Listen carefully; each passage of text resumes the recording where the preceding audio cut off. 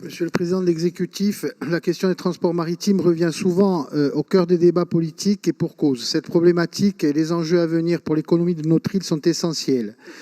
Grâce au travail des différents présidents de l'Office des transports successifs et à leur service, nous nous apprêtons à signer une DSP de 7 ans entre la Corse et le continent, garantissant une sécurisation du service public de continuité territoriale avec une desserte sans équivalent en qualité et en volume en Méditerranée.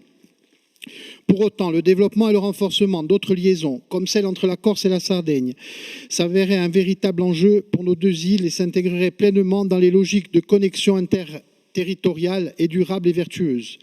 En effet, la ligne Boniface-Santa Teresa di Gallura est opérée depuis 2016 par des compagnies privées, et ce depuis l'arrêt de la compagnie publique Sarde de la Sarre-et-Mare. L'interactivité quotidienne entre les deux ports est cruciale et contribue à de nombreux échanges commerciaux, culturels, sociaux entre les îles sœurs. Pourtant, aujourd'hui, la fiabilité de cette ligne est mise à mal par de nombreux phénomènes. Il arrive fréquemment que transporteurs et passagers se retrouvent bloqués sur une rive ou l'autre, et ce, parfois pendant plusieurs jours. Les causes d'annulation sont bien souvent météorologiques. Nous connaissons tous ici la particularité d'Ibocca di Bonifacio, mais peuvent aussi être dues à la vétusté des navires qui contraint les équipages à annuler des traversées pour des raisons de sécurité, tout cela au détriment des usagers et des entreprises. Ces annulations régulières mettent en péril la régularité des échanges entre nos deux îles et de ce fait empêchent la création d'un réel développement territorial transfrontalier. La création d'un véritable espace d'échange inter-îles et entre chaque île et le continent placerait cette entité corso-sarde au sein de dynamiques globales économiques, humaines, sociales, écologiques et environnementales et apporterait une forte attractivité nouvelle à ces piliers de la Méditerranée.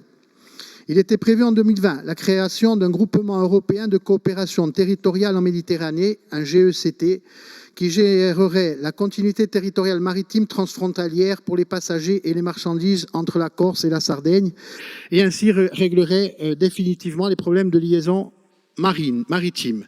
Monsieur le Président, depuis lors, des expériences ont eu lieu qui prendront effet en début juillet concernant une navette intérieure qui desservirait de la Balagne à Propriano en expérimentation par le littoral, ce désenclavement. Donc nos questions, elles sont simples.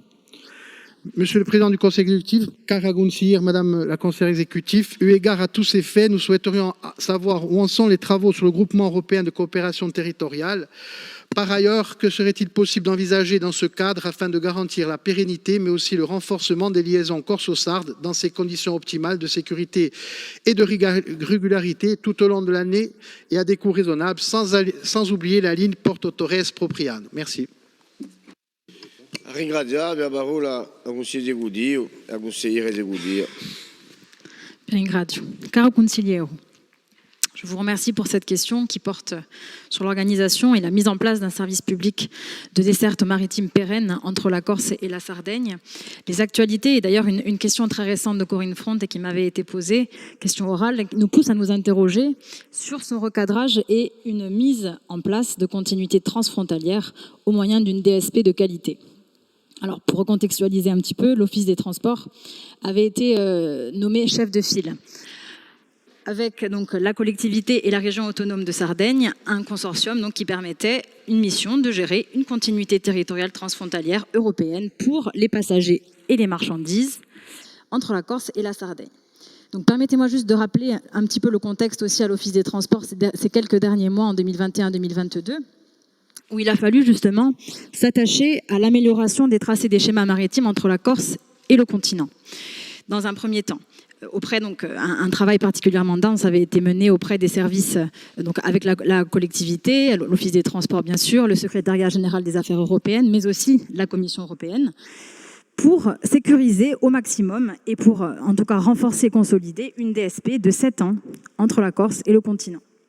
Dans le prolongement de l'attribution à venir du coup des différents lots de cette desserte corso-continentale, à partir donc de 2023 et donc pas avant 2023, nous pourrons développer et renforcer d'autres liaisons, bien sûr, comme celle entre la Corse et la Sardaigne.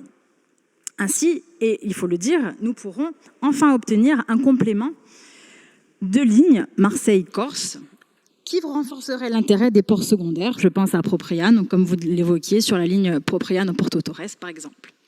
Parallèlement, une solution peut être recherchée justement sur les financements européens. Et nous avons, pour cela, en tout cas avec ma double casquette à l'Europe et au transport, des liaisons maritimes qui pourraient être trouvées dans le cadre de prochains programmes Interreg Italie-France sur le volet 2021-2027, avec donc des actions précises dans une meilleure gouvernance Interreg. Alors, la première action, ce serait une action justement en appui des GECT, de manière très classique, et la seconde action, c'est la mesure numéro 5, ce sont des actions pour une stratégie de gouvernance et l'alignement au niveau des infrastructures et des transports en appui, donc sur le transfrontalier. Donc cette priorité permettra de relancer de fait, avec encore plus les reins solides, je dirais, sur le plan des financements, parce que vous savez que la dotation de continuité territoriale ne pourra pas y être allouée du tout, sur en tout cas le tronçon Corse-Sardes, pourra donc du coup être un outil de gouvernance le plus adapté pour la mise en place de cette stratégie.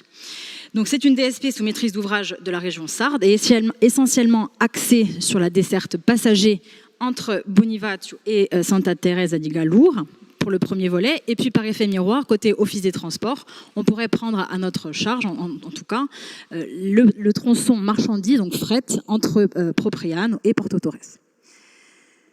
Donc pour cela, un coordonnateur spécifique a été, donc, en tout cas, dédié de la collectivité, sera en charge du développement des coopérations entre les deux îles sœurs, ainsi que d'ailleurs de la reprise des négociations, comme vous l'évoquiez, et du pilotage de la remise à flot du GECT, donc tel qu'il avait été donc forclos en 2020. Donc avec bien sûr l'appui juridique, technique de la mission des opérations transfrontalières, organisme auquel nous sommes toujours adhérents. Donc l'Office sera ainsi en mesure, dès 2023, dans le prolongement de la DSP Corse continentale, de proposer et mettre en œuvre une procédure de consultation en vue de désigner un opérateur en charge de la desserte. Juste pour rappel, parce qu'il faut le dire aussi, une procédure similaire avait été lancée précédemment, mais qui n'avait pu aboutir. Et donc le marché avait été déclaré infructueux, du simple fait que nous n'avions, à l'Office des Transports, reçu aucune offre.